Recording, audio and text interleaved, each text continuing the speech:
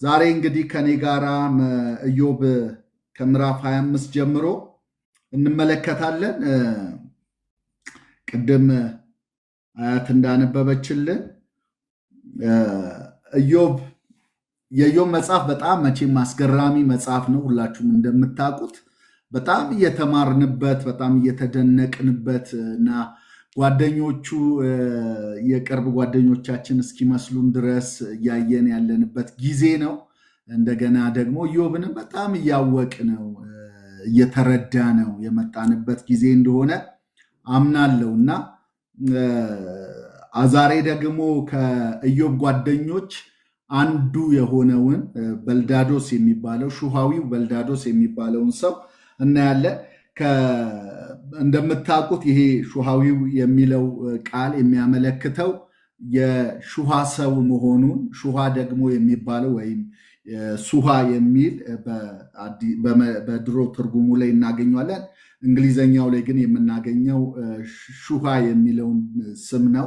ዘፍጥረት ምዕራፍ 25 ቁጥር 1 ጀምሮ የአብርሃም ከኬጡራ የወለደው ልጅ እንደሆነና የዛ አካባቢ ሰው መሆኑን ይሄ በልዳዶስ የተባለው ሰው ያው በዛ ዘመን ላይ የነበሩ እንደሆነ ባለፈውም ስንመለከት ነበረ። ስለ ኤልፋዝ ቴማናዊው ኤልፋዝ ሲል ቴማን የት እንደሆነ፣ ኤልፋዝ የኤሳው ልጅ እንደሆነ የበኩር ልጁ፣ የኤልፋዝ ልጅ ደግሞ ቴማን እንደሚባል፣ የሚኖሩበት አካባቢ ደግሞ በኤልፋዝ ልጅ በቴማን እንደተጠራ ምናልባት በዛ ዘመን ላይ ይኖራሉ የሚለው ማረጋገጫ እንደሆነ፣ አሁንም የሹሃዊው በልዳዶስ የሚለው ሹሃ የዛ ዘመን ላይ የነበረ ከአብርሃም ከኬጡራ የወለደው ልጅ እንደሆነ መጽሐፍ ቅዱሳችንን ስናጠና የምናገኘው ነው እና ይሄ ሰው እንግዲህ ከተናገራቸው ሶስት ለኢዮብ ካቀረባቸው ትምህርቶች ወይም መልእክቶች ምዕራፍ 8 ላይ እንደገና ደግሞ ምዕራፍ 18 ላይ እና አሁን እዚህ ምዕራፍ 25 ላይ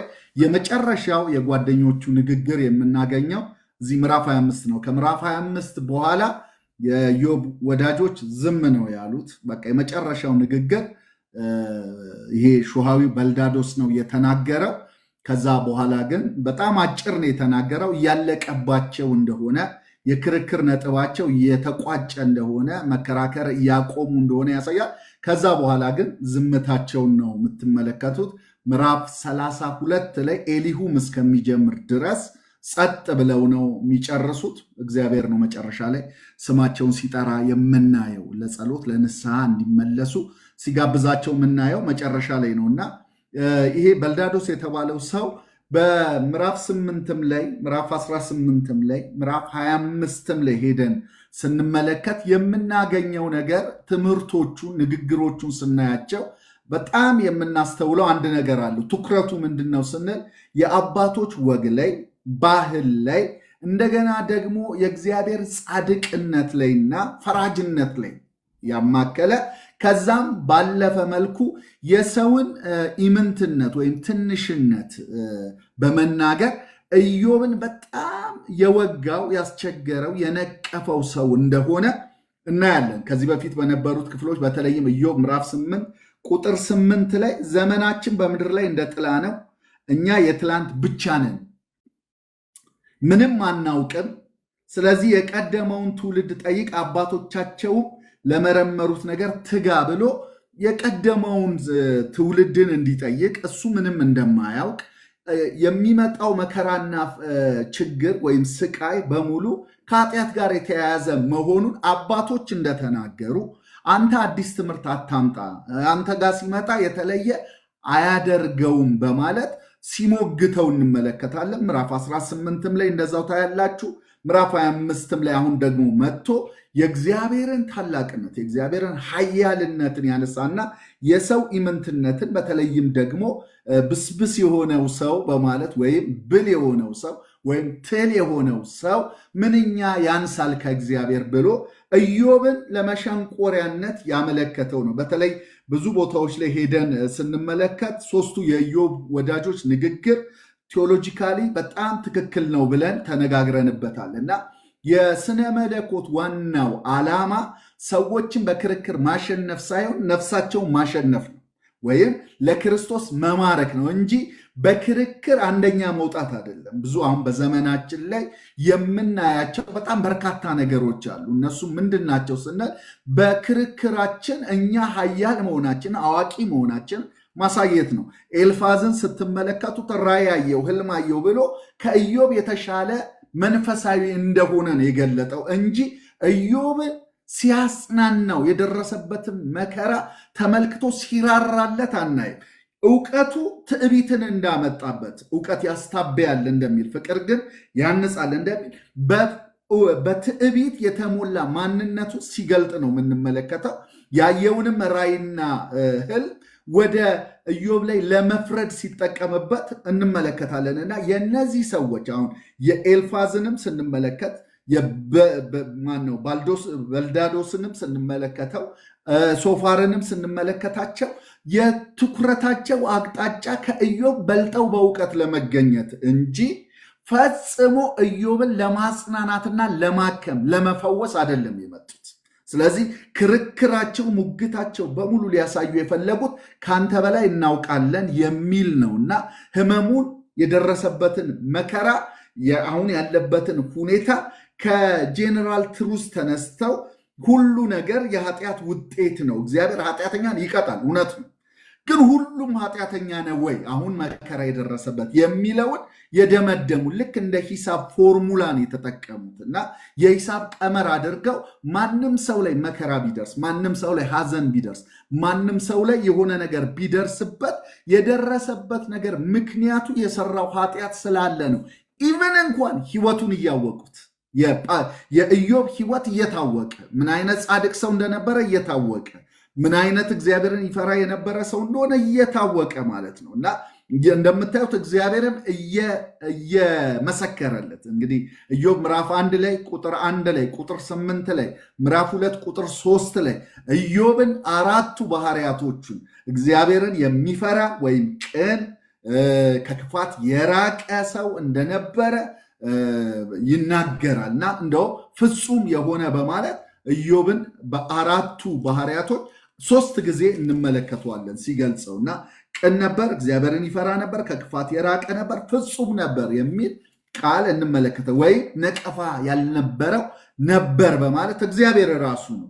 እንግዲህ ባለፈው እንደነገርኳችሁ ባሪያዬን ኢዮብን አይተዋል ብሎ ነገር የፈለገው ወይንም ደግሞ ሰይጣንን ዞር ያየው ምናምን ሲለው የመጀመሪያ ስሙን ያቀበለው እንኳን ለሰይጣን ራሱ እግዚአብሔር ነው። ኢዮብን አይተኸዋል ወይ ብሎ ኢዮብ የለበትም። ኢቨን ሰይጣን እንኳን ኢዮብን አየሁት፣ ኢዮብን እስቲ ንካው ምናምን አላለውም። የመጀመሪያ ስሙን ያነሳው ራሱ እግዚአብሔር ነው።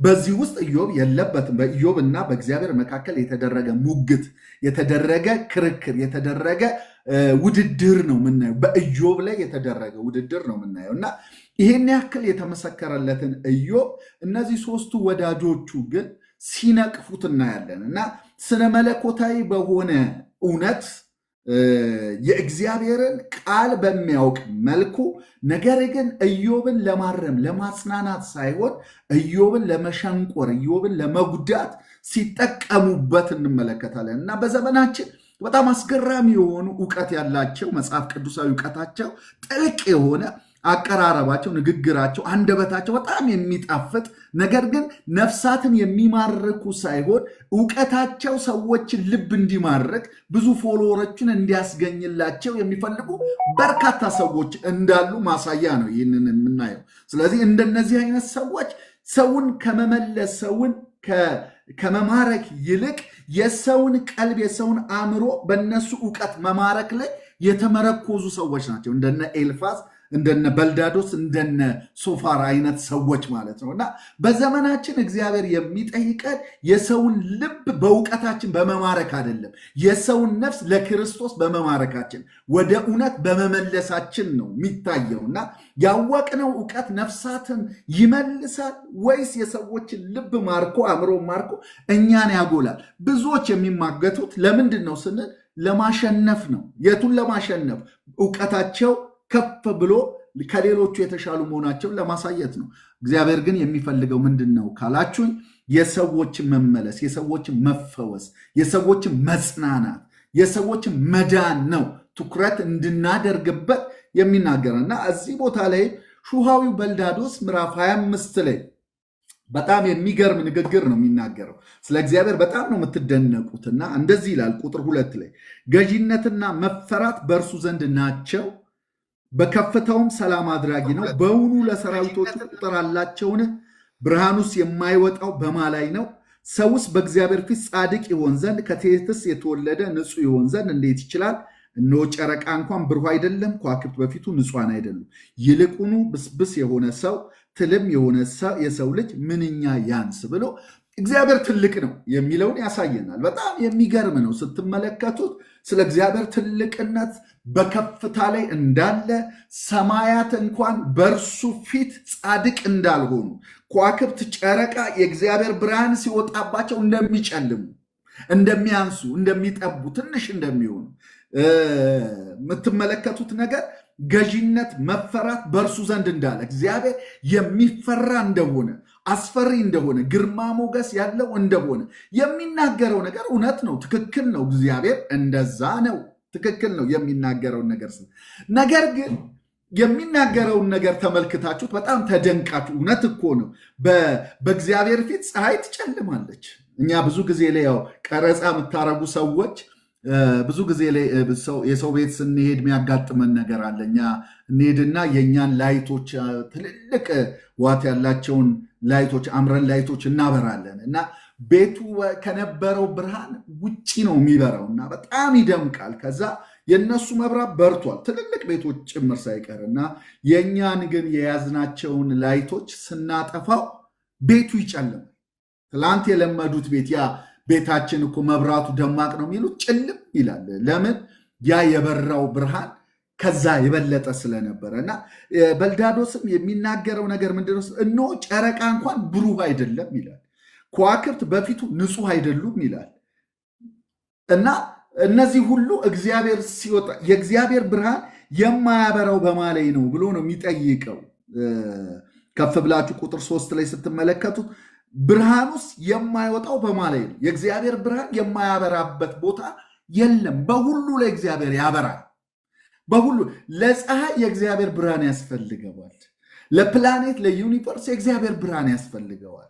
እግዚአብሔር ከሁሉ በላይ ነው፣ በከፍታ ላይ ብሎ ስለ ከፍታው ይነግራል እና በሰማይ ስላለው ታላቅነት ያወራል በልዳዶስ እና ይህንን ተናግሮ ግን ሲጨርስ የጨረሰው ምንድን ነው ስትሉ ኢዮብን ሸንቁሮት ነው ያለፈው እና መልእክቱ ብዙዎቹ እንደሚናገሩት ማለት ነው እንግዲህ ድሮ ላይ ያሉ አንዱ የቤተ ክርስቲያን ሽማግሌ ሲለቅ ቸርቹን ጸሎት እንዲያደርግ ተጋበዘና ያው የአብርሃም የተናገረው መስዋዕቱን ሊሰዋ ሲሄድ የተናገረው አለ አይደለ?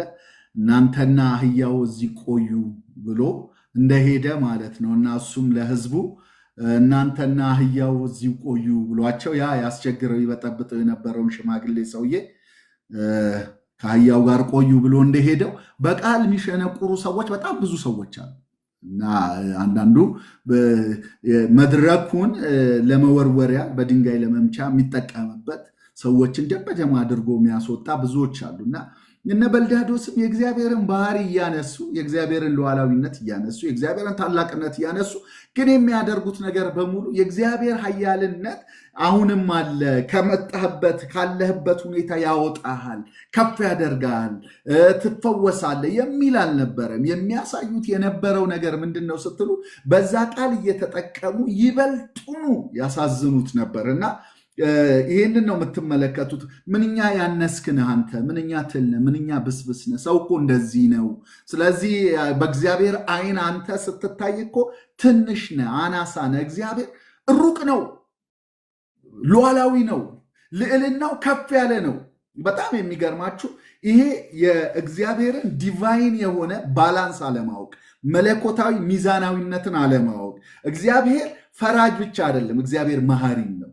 እግዚአብሔር ቁጡ ብቻ አይደለም፣ እግዚአብሔር ፍቅርም ነው። እግዚአብሔር ሩቅ አይደለም፣ እግዚአብሔር ቅርብ ነው። በክርስቶስ ኢየሱስ ያሳየን ይህንን ነው እና የሚነግሩት የእሱ የጋድስ ትራንሴንደንስ የሚባለው የእግዚአብሔር ልዕልና ነው እየገለጹለት ያለው። እግዚአብሔር ግን ቅርብ ነው፣ የሚለውን አይነግሩትም። ያይሃል፣ ይረዳሃል፣ ቁስልህን ይመለከታል የሚል አልነበርም። ይህንን ያየንበት ኤሊሁም ላይ ብቻ ነው። ባህሪውን የተረዳ ኤሊሁም ነው የምታገኙ። ባላንስ አድርጎ የእግዚአብሔርን ፍቅርም ፍርዱንም ቁጣውንም ሲያደርግ የምናየው እዛ ላይ ነው።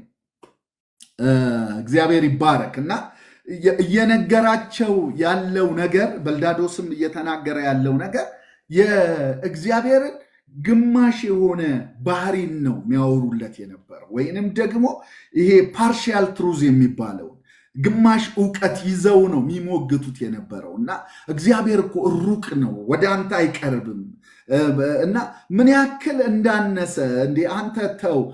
ራሱ ጨረቃ ከዋክብት እንኳን በእግዚአብሔር ፊት እኮ ንጹህ አይደሉም። እውነት ነው። ከእግዚአብሔር ጽድቅ ከእግዚአብሔር ቅድስና የተነሳ እግዚአብሔር እንኳን የፈጠረው ራሱ ትልቁ ሰማይ ንጹህ አይደለም፣ ከእግዚአብሔር ንጽህና የተነሳ ማለት ነው። እና እግዚአብሔር ፍጹም ነው፣ እውነት ነው። ነገር ግን ይህንን የሚጠቀሙት ለምንድን ነው ስትሉ ኢዮብን ካለበት ቁስል ለማዳን ሳይሆን ኢዮብን ራሱን አይቶ ይሄ የመጣብኝ ነገር በኃጢአቴ ነው እንዲል ያለ ኃጢአቱ እየኮነነ ኢዮብ ኃጢአት አላደረግኩም ብሎ በመጽሐፍ ቅዱስ ላይ አይሟገትም፣ ወይም ኃጢአት አልባ ነኝ ብሎ አይሟገትም። ስለዚህ እየተናገረ ያለው አንዱን የሆነውን የእግዚአብሔርን አንዱን ባህሪ በማንሳት እና በማጉላት ሌላኛውን ባህሪውን ባለማቅረብ ኢዮብን ያሳዝኑት ነበር። አሁን ልብ ብላችሁ ተመልከቱ። እንግዲህ ምዕራፍ 25 የሚናገረው ይህንን የመጨረሻው የበልዳዶስ ንግግር ነው። የመጨረሻው የጓደኞቹም ሐሳብ ይህንኑ ነው የሚያወራው። እግዚአብሔር ትልቅ ነው፣ ከአንተ ጋር ወርዶ የሚቀመጥ አይደለም። እግዚአብሔር ግን ከኛ ጋር መሆን የሚፈልግ ነው። የመጽሐፍ ቅዱስ ማዕከላዊው ክፍል ምንድን ነው ካላችሁ እግዚአብሔር ከኛ ጋር መሆን ይፈልጋል የሚል ከዘፍጥረት ጀምሮ እስከ ራእይ ድረስ ብትሄዱ ከዚህ በፊትም ላይ ነግሬያችኋለሁ። ምንድን ነው እግዚአብሔር የሚፈልገው ስትሉ የምታገኙት ነገር እግዚአብሔር ከሰው ጋር መሆንን ነው የሚፈልገው፣ ወይም ራሱን በሰው ማየት ነው። ማንንም ማየት አይፈልግም እግዚአብሔር። ማንንም ራሱን በሰው ውስጥ ማየት፣ በመካከላችን አድሮ ማየት። ለዚህ ነው በመልካችን እንደ ምሳሌያችን ሰውን እንፍጠር ብሎ ማየት የፈለገው መልኩን ነው። ሌላ መልክ ማየት አይፈልግም። ስለዚህ በሰው ውስጥ ሆኖ መግዛትን ማስተዳደርን ነው የሚፈልገው። ሰው በኃጢአት ምክንያት ሲወድቅ ያጣው የእግዚአብሔር መልክ ነው፣ የእግዚአብሔር ክብር ነው፣ የእግዚአብሔርን አብሮነት ነው፣ አብሮ መሆን። ለዚህ ነው መጽሐፍ ቅዱሳችሁን ሄዳችሁ ስትመለከቱት ለሙሴ የሰጠው ትእዛዝ ላይ በመካከላቸው አድር ዘንድ መቅደስ ይስሩልኝ ነው ያለው። እግዚአብሔር በመካከል መሆን ይፈልጋል። በመካከል ማደር መቅረብ ይፈልጋል። ሩቁ እግዚአብሔር ይሄ በልዳዶስ የገለጸው በኋላ ላይ ኢዮብ ደግሞ አብልጦ የሚገልጸው አብልጦ የሚያሳየን ስለ እግዚአብሔር ባህሪ ስትመለከቱት በሚገርም ሁኔታ እግዚአብሔር ራሱ ማለት ነው ስለ ራሱም ሲገልጽ በተለያዩ ቦታ ላይ እንመለከተዋል። ይሄ እግዚአብሔር ሩቅ የሆነው እግዚአብሔር መቅረብ ነው የሚፈልገው። የመጽሐፍ ቅዱስ ማዕከላዊ ክፍል ይሄ ነው። መቅረብ፣ አጠገባችን መሆን፣ በመካከላችን ማደር፣ ከኛ ጋር መሆን ነው የሚፈልገው። ስለዚህ ነው በመካከላቸው አድር ዘንድ መቅደስ ስሩልኝ ያለው። ማደር እፈልጋል፣ መገናኘት እፈልጋል። የመቅደስን ስራ ሲሰጣቸው፣ የኃጢአትን ስርየትን ሲሰጣቸው፣ በስርየት መክደኛው ላይ ደም አቅርቡልኝ፣ በዛ በመካከል ሆኜ በኪሩቦቹ እናገራለሁ ሲል ከእናንተ ጋር መነጋገር ነው የሚፈልገው እግዚአብሔር። ማውራት ነው የሚፈልገው፣ መጫወት ነው የሚፈልገው፣ መልኩን ማየት ነው የሚፈልገው እግዚአብሔር። ስለዚህ ነው በኢየሱስ ክርስቶስ አማካኝነት የመጣው። መጽሐፍ ሲነግረን ዮሐንስ ምዕራፍ 1 ላይ ቁጥር 18 ላይ ሲነግረን ምንድን ነው የሚለው? መቼም ቢሆን እግዚአብሔርን ያየ አንድስ እንኳን የለም ይልና በአባቱ እቅፍ ያለ አንድያ ልጁ እርሱን ገለጠው ይላል። ቁጥር 14 ላይ ግን ሲነግረን ምን ይላል? ቃልም ሥጋ ሆነ ጸጋንና እውነትን ተሞልቶ በመካከላችን አደረ፣ እኛም አንድ ልጅ በአባቱ ዘንድ ያለውን ክብር አየን። ክብር አየን፣ አድሮ ክብሩን ያስ እግዚአብሔር በመካከላችን ሆኖ ክብሩን ማሳየት፣ ራሱን ማየት፣ እኛ እሱን እንድናየው ማድረግ። ይሄ ነው የመጽሐፍ ቅዱስ ሐሳብ። የራእይ መጽሐፍም ሲደመደም የሚለው በመካከላቸው አድራለሁ አምላካቸው እሆናለሁ ብሎ ነው ምዕራፍ 21 ላይ የምትመለከቱት። እና ደግሞ የእግዚአብሔርን ክብር እንደምናየው ነው የሚነግረን። ይሄ የመጽሐፍ ቅዱስ ጄኔራል የሆነ ጥቅል የሆነው ሐሳቡ ቁጥር 23 ላይ ምዕራፍ 21 ራእይ ቁጥር 23 ለከተማይቱ የእግዚአብሔር ክብር ስለሚያበራላት መብራቷ በጉ ስለሆነ ፀሐይ ወይም ጨረቃ እንዲያበሩላት አያስፈልጋትም ነበር ይላል። ለከተማይቱ የእግዚአብሔር ክብር ለምን ምዕራፍ 21 ላይ ሲናገር በመካከላቸው አድራለሁ አምላካቸው እሆናለሁ ብሎ ስለተናገረ ማለት ነው። ምዕራፍ 22 ላይ ደግሞ ስትመለከቱት እግዚአብሔር ምን ያደርጋል ይላል። ቁጥር 5 ላይ ከእንግዲህ ወዲህ ሌሊት አይሆንም፣ ጌታ አምላክን በእነርሱ ላይ ያበራላቸዋል፣ የመብራት ብርሃን የፀሐይ ብርሃን አያስፈልጋቸውም፣ ለዘላለም እስከ ዘላለም ይነግሳሉ ይላል። ከዛስ ቁጥር 4 ላይ እንደዚህ ይላል። ቁጥር 3 ላይ ወይም የእግዚአብሔርና የበጉ ዙፋን በእርሷ ውስጥ ይሆናል፣ ባሪያዎቹም ያመልኩታል፣ ፊቱንም ያያሉ ብሎ የመጨረሻው ሽልማታችን እግዚአብሔር ማየት እንደሆነ ከእርሱ ጋር መኖር እሱን ማየት የመጽሐፍ ቅዱስ ጥቅል ሐሳብ ነው። ክርስቶስ የመጣበት ሊሸልመን ያለው እሱን ታዩታላችሁ ነው። ጳውሎስም ያለው ይሄንን ነው። በእርግጥ የዛን ጊዜ ፊት ለፊት እናየዋለን። በቃ ይሄ ነው ትልቁ ስጦታችን። አሁን በድንግዝግዝ ነው። አሁን ሶስተኛ ሰማይ ላይ ሄደ፣ ያን ሁሉ ነገር አየ። አሁን ሙሉ ለሙሉ አልተገለጠ። ያን ጊዜ ግን እርሱ እንዳለ እንደዚያው እናየዋለን። ይሄ ትልቁ ስጦታችን ነው እና እነ በልዳዶስ እያደረጉ እግዚአብሔርን ሩቅ ሲያደርጉበት መጽሐፉ ግን መጽሐፍ ቅዱስ ጥቅል ሐሳቡ እግዚአብሔር ቅርብ ነው፣ በክርስቶስ ኢየሱስም ሊቀርበን ነው የመጣው የሚለውን ሐሳብ እንመለከታለን እና ምዕራፍ 26 ላይ ስንገባ እንግዲህ ምዕራፍ 25 ከ1 እስከ 6 ያለውን ቃል በዚህ ካየነው የበልዳዶስ ሙግት፣ የጓደኞቹ ሙግት እግዚአብሔር ሩቅ ነው ከአንተ ጋር ቀርቦ የሚያወራ አይደለ፣ አንተ እኮ ትንሽ ነህ፣ ትል ነህ፣ ብል ነህ፣ የምትበሰብስ ነህ እያሉ ያለበትን ሁኔታ ሳይረዱ ሲፈርዱበት ምንም እንዳላጽናኑት ይናገራል። ይህንን ቃል ልብ ብለን እንሰማዋለን። እንደዚህ ይላል ምዕራፍ 26 ቁጥር 1 ኢዮብም መለሰ እንዲህ አለ። አሁን ኢዮብ መለሰ። ለማን ነው የመለሰው? ለበልዳዶስና ለጓደኞቹ። ልብ ብላችሁ ስማ። ምላሹ አሁን የሚሰጠው ምላሽ ለእግዚአብሔር አይደለም፣ ለበልዳዶስ ነው የሚሰጠው ምላሽ። ምክንያቱም ይችን ቃል እናቃታለን፣ ለእግዚአብሔር አድርገን ዘምረናታል። ግን ሐሳቡ ለእግዚአብሔር ብትጠቀሙት ችግር የለውም። ቃሉ ግን የሚያወራው ለበልዳዶስ የተመለሰ መልስ ነው። ምን ብሎ? ኃይል የሌለውን ምንኛ ረዳኸው። ምን እያለው መሰላችሁ? እኔ ኃይል የሌለኝ ሰው ነኝ። ምንኛ ነው በልዳዶስ እኔን የረዳኸኝ? አሁን ያወራኸው የስነ መለኮት ቃላት፣ አሁን ያነገርከኝ እውቀት ምን ረዳኝ? እኔ ምንድን የረዳኝ? ኢዮብ ይሄ ሽሙጥ ነው እየተናገረ ያለው። ሳርካዝም ይባላል። ሽሙጥ ንግግር ነው። ምን እያለው ነው? እያፌዘበት ነው። ያ አንተ ጥበበኛ፣ አንተ እውቀት አለኝ የምትለው ሰው ምንድን ያገዝከኝ? እኔን ኃይል የለህም የምትለኝ? እውነት ነው፣ ኃይል የለኝም፣ ደካማ ነኝ። ብርታት የሌለውን ክንድ ምንኛ ዳንከው። ንግግር ያድናል ወይ? ለበልዳዶስ እየሞገተው ነው ያለውና የሚያድን ንግግር ተናግራለሁ። አሁን ከተናገርከው ንግግር ውስጥ ስለ እግዚአብሔር አወራህልኝ።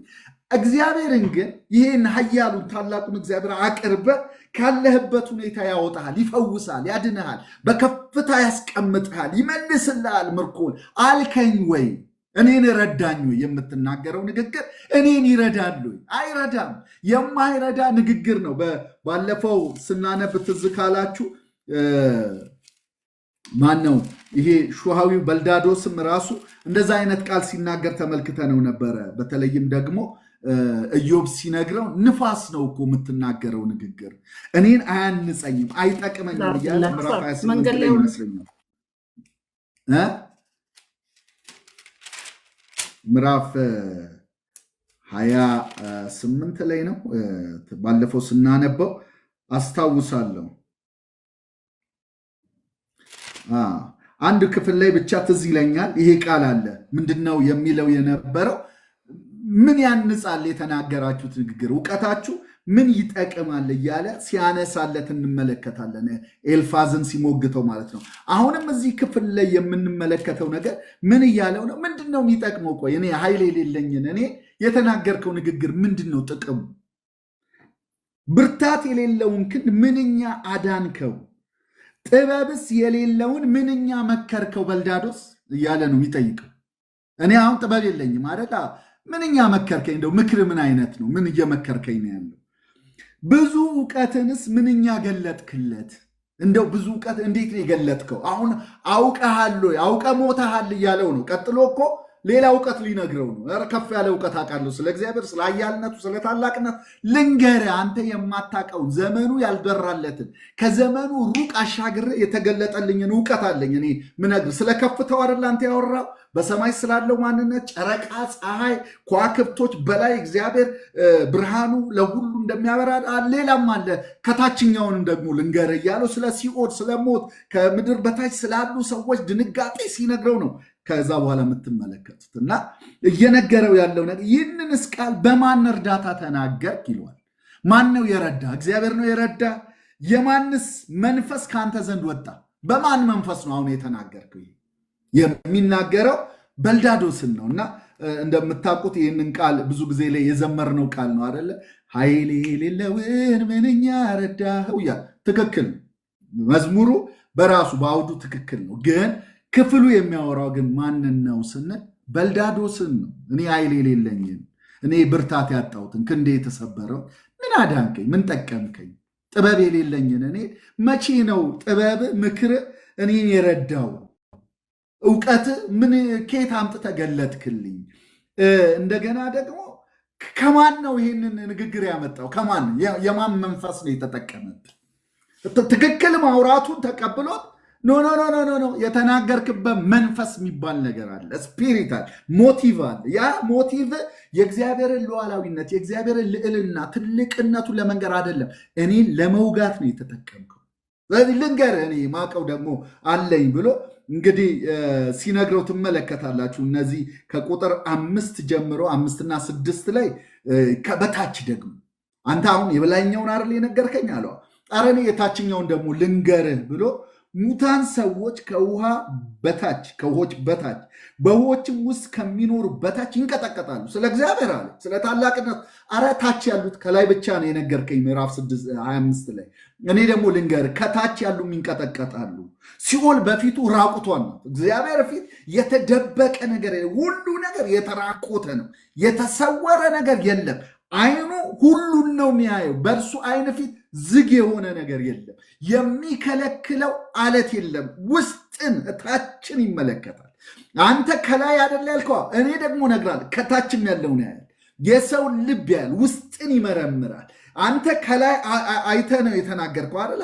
እኔ ደግሞ ልንገር፣ እግዚአብሔር ውስጥን የሚመለከት ከምድር በታችንም ያያል፣ የሰውንም ውስጥ ይመለከታል እያለ ውስጥን ከበታች ያለውን የእግዚአብሔርን ዓለም አገዛዝ ከበታች ጭምር መሆኑ ለበልዳዶስ ሲነግረው ትመለከታላችሁ። ከዛ ከቁጥር 7 እስከ 13 ደግሞ የእግዚአብሔር ታላቅነት በስነ ፍጥረት ውስጥ በሚገርም ሁኔታ ስነ ፍጥረትን ያወራለታል። እና ምን ይለዋል? እንደዚህ ይላል፣ ሰሜንን በባዶ ስፍራ ላይ ይዘረጋል ይላል። በአዲሱ መደበኛ ትርጉም ላይ ይህንን ቃል ላንብላችሁ። እንደዚህ ይላል ምዕራፍ 26 ላይ እንዲህ ይላል ቁጥር የሰሜንን ሰማይ በውሃው ላይ ዘረጋው ይላል። የሰሜንን ሰማይ በውሃው ላይ ዘረጋው። ከዛስ ምድርን እንዲያው በባዶ ላይ አንጠለጠላት። የሚገርም እኮ ይህ ምድር የምታያት ምድር እያለው ነው ለበልዳዶስ። ማታቀውን ልንገር፣ በባዶ እኮ ነው፣ ምንም ምሰሶ ምናምን ሳያረግ አንጠለጠላት። ተንጠልጥላ እኮ ነው ያለችው። አሁን እኮ ሳይንሱ ሁሉ የሚያወራው የሚገረም ተንጠልጥሎ የማይወድቅ ሆኖ ይኖራል። በስልጣኑ ቃል ሁሉን እየደገፈ የሚያኖረው እግዚአብሔር ይዟታል ምድርንና ተንጠልጥላ እኮ ነው ያለችው። ይሄ ብቻ አይደለም፣ ውሆች በደመናዎች ይጠቀልላል። ውሆችን በደመናዎች ይጠቀልላል። ደመና የውሃ መጠቅለያ ያደርጋል። ውሃ ግን አያፈስም፣ አያንጠባጥብም። ምን ይለዋል? እንደዚህ ይለዋል፣ ክብደታቸው ደመናዎቹን አይሸነቁርም ወይም አይንጠባጠብም። አይገርምህም? ይሉ በደመና ይጠቀልለውና ደመናን እንደ ላስቲክ ተጠቅሞ ውሃን ይይዝበታል። የውሃው ክብደት ግን ደመናውን በስቶ አይወድቅም። እግዚአብሔር ታላቅ ነው። ሌላ ስለ ስነ ፍጥረት ላውራልህ እያለ ይነግረዋል። ከዛ በኋላ ደግሞ እንደዚህ ይለዋል፣ ደመናዎቹን በላዩ ዘርግቶ የሙሉን ጨረቃ ፊት ይጋርዳል፣ ለብርሃንና ለጨለማ ድንበር ይሆን ዘንድ በውኆች ላይ የአድማስ ክበብ አበጀ። የሰማይ ምሰሶች ይንቀጠቀጣሉ። ከእግዚአብሔር የተነሳ ሰማይ ይንቀጠቀጣል። በተግሳሱ ይደነግጣሉ። በኃይሉ ባህርን ያናውጣል። በጥበቡ ራብን ይቆራርጣል። በስትንፋሱ ሰማያትን አጠራ ይላል። ጥርት ያደረጋቸው በመንፈሱ ነው። ሰማያት በመንፈሱ ውበትን አገኙ እንደሚለው ማለት ነው። እና እጁም ተወርዋሪውን እባብ ወጋች። እነዚህ ይላል በጣም ደስ የሚለኝ አሁን እሱ የነገረውን ተመልክቶ አሁን ያወራው ስለ ሰማይ፣ ስለ ምድር፣ ስለ ደመና፣ ስለ ውሃ፣ ስለ እግዚአብሔር ታላቅነት፣ ስለ ሲኦል እስከታች ስላሉት እግዚአብሔር ሉዓላዊነት፣ ልዕልናውን፣ ትልቅነቱን ይተርክለትና አንድ ነገር ግን ይነግረዋል። በነገራችን ላይ ይለዋል፣ አንተ አዋቂ ነኝ ሁሉን ነው ማቀው እያልክ ምትፈርድብኝ ልንገርህ አንድ ነገር አለ። ይሄ አሁን የነገርኩ በሙሉ እነዚህ የስራው ዳርዳር ናቸው ይላል። መሀሉ ላይ እንኳን አልደረስኩም።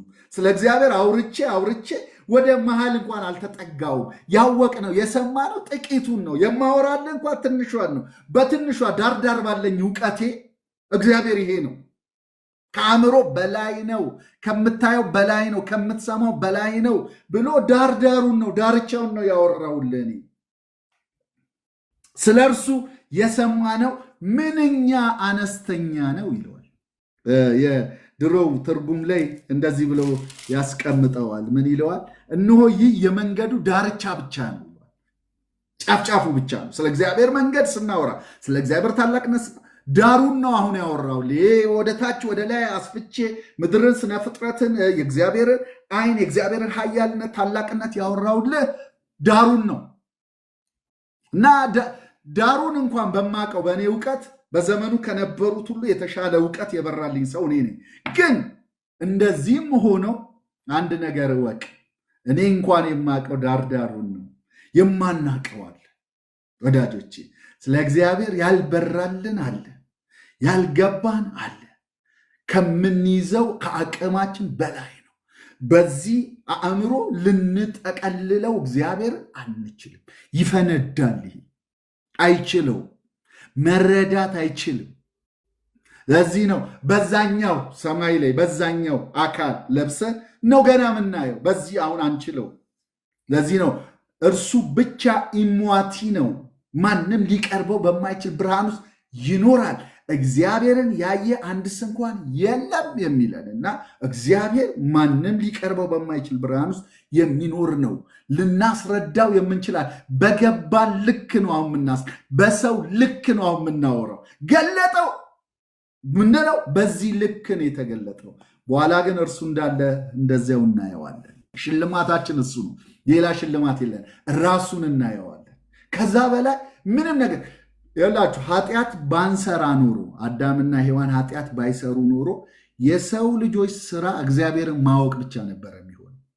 በየቀኑ መገለጥ፣ በየቀኑ መደነቅ፣ በየቀኑ መገረም፣ በየቀኑ መርካት፣ በየቀኑ መጮህ፣ በየቀኑ ማበድ እግዚአብሔርን በማየት ብቻ ነበር የሚሆን።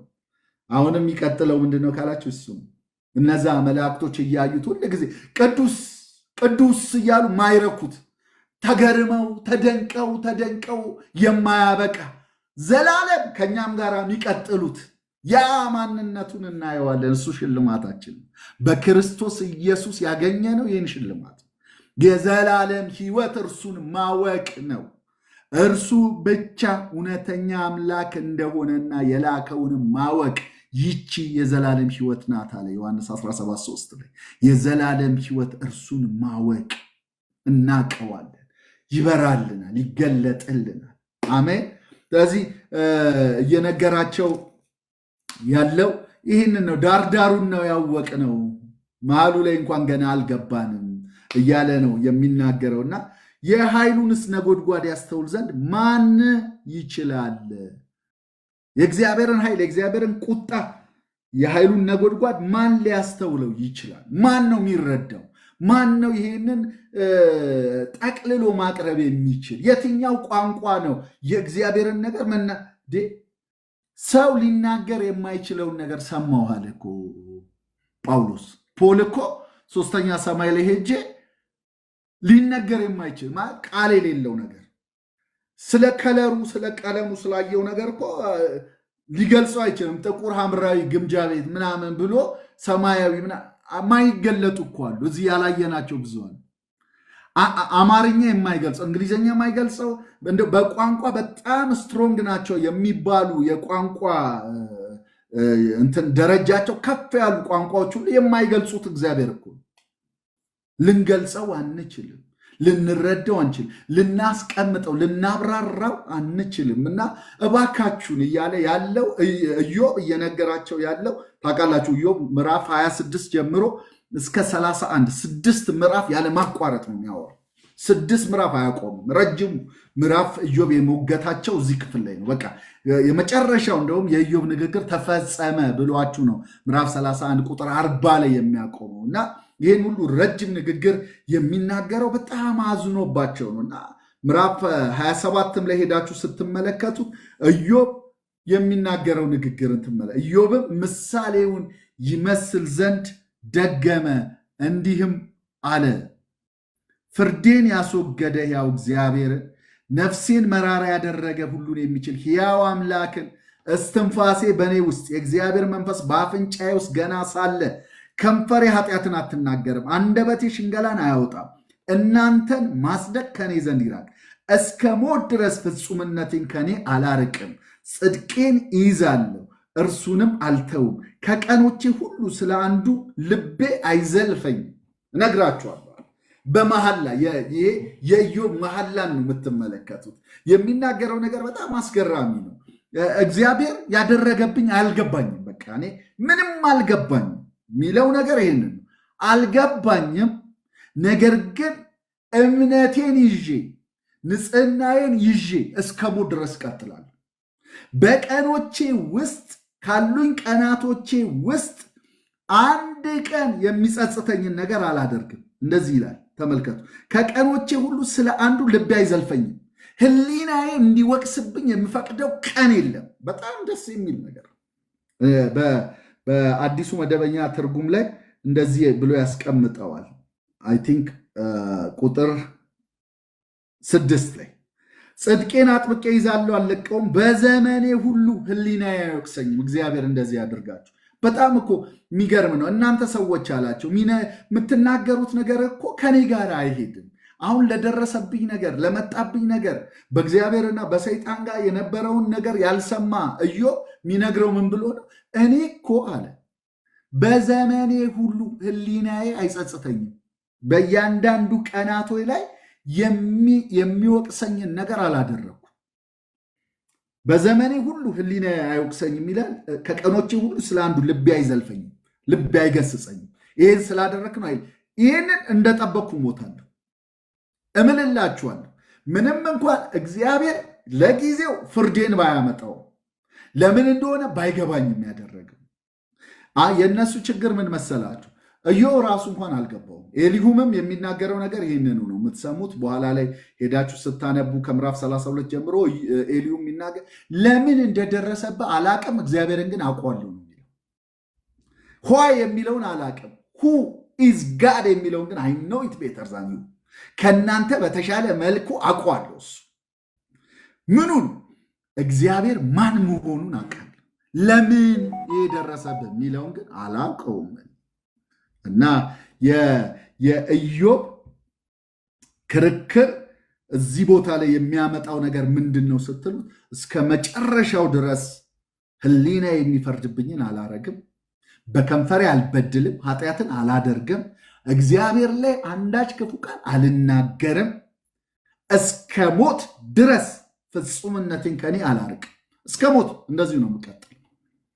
እናንተ በበደል ነው በኃጢአት ነው ትሉኛላችሁ ብሎ ከቁጥር 7 እስከ 23 ድረስ ደግሞ የምትመለከቱት ምንድን ነው? የኃጢአተኛ ፍጻሜው እንደዚህ ነው፣ የኃጢአተኛ መጨረሻው ይሄ ነው። እኔ ግን እንደዛ አይነት ሰው አይደለሁም። ኃጢአተኛ እንደዚህ ነው መጨረሻ። አንተ ንስሐ ግባ ኃጢአተኛ ነህ፣ በኃጢአትን የመጣቱ ኖ የኃጢአተኛ ፍጻሜን ያውቀዋለሁ። ጠላቴ እንደ በደለኛ በእኔ ላይ የሚነሳ እንደ ኃጢአተኛ ይሁን። እግዚአብሔርን ባጠፋውና ነፍሱን በለየ ጊዜ የዝንጉ ሰው ተስፋው ምንድን ነው? በውኑ መከራ በመጣበት ጊዜ እግዚአብሔር ጩኸቱን ይሰማልን? ሁሉንስ በሚችል አምላክ ደስ ይለዋልን? እግዚአብሔርንስ ሁል ጊዜ ይጠራልን? እኔ ስለ እግዚአብሔር እጅ አስተምራችኋለሁ፣ ይነግራችኋል። እኔ አስተምራችኋለሁ። ሁሉም በሚችል አምላክ ዘንድ ያለውን አልሸሽግም። እነሆ ሁላችሁ አይታችኋል፣ ስለምንስ ከንቱ ሆናችሁ? ይህቺ ከእግዚአብሔር ዘንድ የበደለኛ ዕድል ፈንታ፣ ግፈኛም ሁሉን ከሚችል አምላክ ዘንድ የሚቀበላት ርስት ናት። በደለኛ ኃጢአተኛ ከእግዚአብሔር የሚያወራረደው ነገር እንዳለ አውቃለሁ፣ እኔ ግን እዛ ውስጥ የለሁበት። እኔ ኃጢአት አልባ ነኝ አይደለም ኢዮብ ያለ።